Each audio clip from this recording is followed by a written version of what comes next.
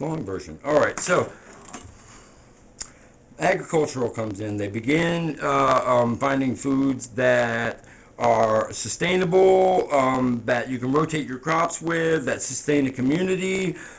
You find first wheat and rice over in Asia and over in Africa, and millet and other things like that. And then you come to Americas and you get corn, you got maize. So you have the corn being, that started this big, and it's actually a grass. You know how grass has like all the, you take a grass and break it and it's got all the little seeds with the covers? All corn is in a genetic defect, the seed covering didn't cover on top of the corn. And the things got all big and juicy.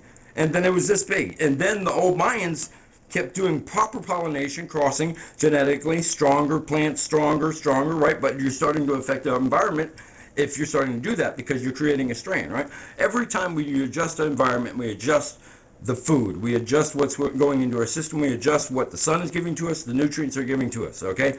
So I am along the line that we are 100% food if we are hunter-gatherers. And we have no natural first generation diseases, no heart disease, we have no tooth loss, we have no diabetes. It is the reality of 1930 and before, and we're still finding people in the Amazon. I saw just the other day, a brand new tribe they just found.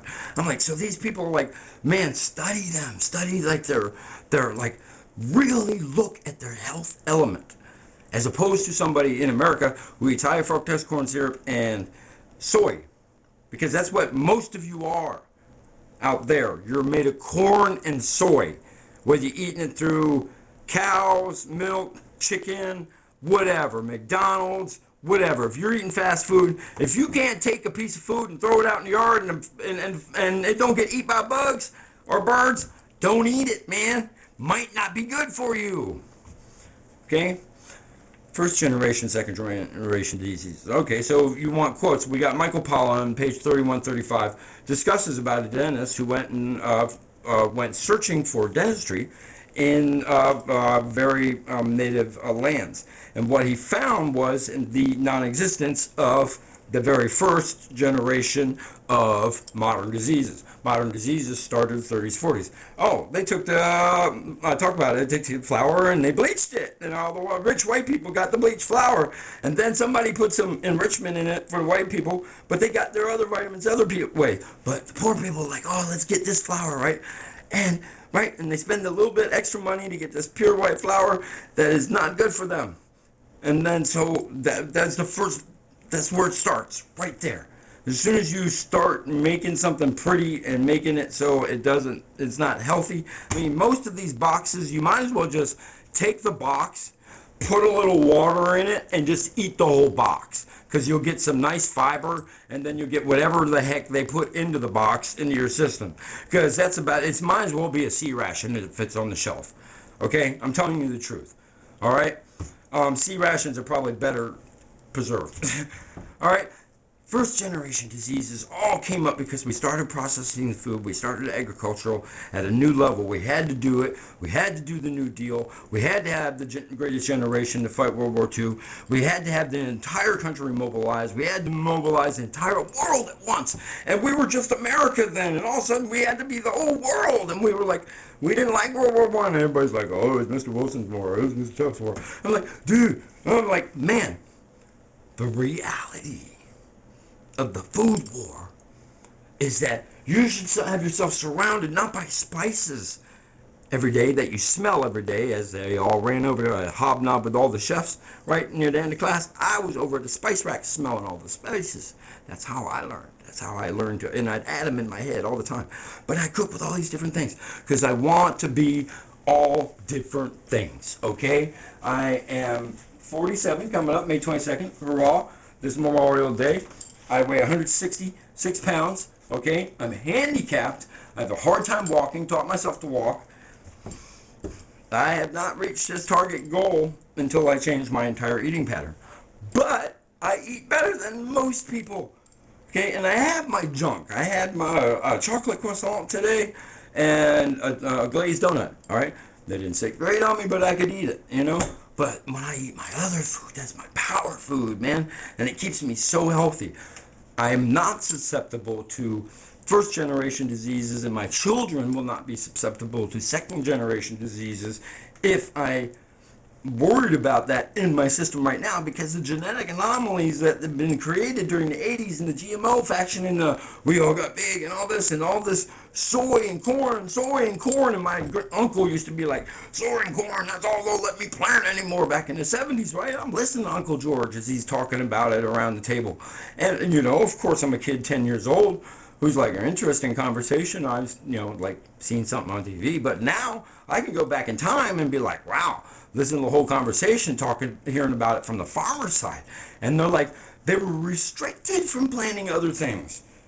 The government gave money to plant corn and soy, and this is what they did to us. And they turned us into corn and soy, who get colds, who have allergies, who have gluten intolerances, who have name all the stupid stuff that you hear about that somebody's having an issue with today that has to do with digestion, and it's the food. 98% of it, 97% of it's the food. You can't just do this for a little while. It takes 3 years. 3 years. I could do the finger thing, but it's all like that. What's up? Yeah, rock and roll, rock and roll. Look, man. It takes 3 years for all the cells in the body to rechange over, okay? This is, each one works at a different speed, of course. The skin is faster than your heart cells. Your brain cells are much slower, okay? All the cells are constantly regenerating, and they're regaining the pattern within you. Now, if during that regeneration point you begin putting this whole foods into you, which is simply going down and buying rice and beans that are dried, and fresh vegetables that are just regular stuff, celery, carrots, broccoli, just, you know, just try to be simple, man. Food is a simple design, and it really is, okay? Watch my videos. As you learn one of my videos and you learn how to make bread, you're like, wow, I can make bread once a week, and I don't even have to eat that store-bought stuff. And when you start eating fresh bread, and then you try to eat some store-bought stuff, it don't happen, man. When you eat fresh bread all the time for 2 months straight, and then eat some store bread, no, unless it came from the bakery, you don't want it. It will not sit right in your system. You will be ill if you go to restaurants and they're not cooking from base. You'll know who's cooking from base. You'll have a palate that blows everybody away, but no high fructose corn syrup, nothing made from high fructose corn syrup, nothing made from soy. 3 years. They were talking about diets and on Quincy, and diets a killer, and everybody's got a new diet fad. This is no diet fad. This is reality. Look at me. I haven't been running that much either, because I've been like really ill, okay? Did a lot of running before, but still at 47 years old, yes, I'm gifted with a very well physique, but I don't have to try hard to stay at 166 as opposed to 175 to 180, which I always used to be the rest of my life. Yes, there's change in my muscle and all that, but still, that big of a shift is only because of my diet. Now, I talk about second generation disease, and I want you to be scared about this. I want you, if you've got a child who's on autism, or like really Bracken Smith, and somebody I love a lot, I grew up with, he'll be in my book. You know, he had a child, and it went through some issues, and I don't know what the issues are, but I look at the whole big picture of how many parents are out there with children with these issues, and I call them second generation diseases from our food, man. And that's really not okay. 1 in 100 now. All right, like, and this Chef John, aka Thor, you know, I'm trying to break it out through the door, some real truth, man. I'm tired of people getting up here showing you the little flashy dashy chef shit. Really. Meat and the grind of the job is one thing, and the meat and the grind in the kitchen, running a kitchen at home, is completely something else. And I'm teaching you to run the best kitchen imaginable out of your home. I can feed an army right now if I needed to, and I still got plenty. I'm about to, hopefully. Yeah, party. May 22nd, we got to break it off. Before I broke it off, you know what I mean. Much love, all the people. Hope you hear me and this truth.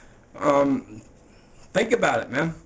Think about what you can do for your diet. And if you're drinking a soda, and it don't say, I'm sorry, I'm saying it out loud now. Look, I'm tired of it. I'm just get the good ideas out and let them run for free. It's already all over town since I said it. Mexican goat has the old recipe of sugar. Don't buy anything else with high fructose corn syrup. Take it off the market right now. Peace up. Love y'all. I want you to live a better life.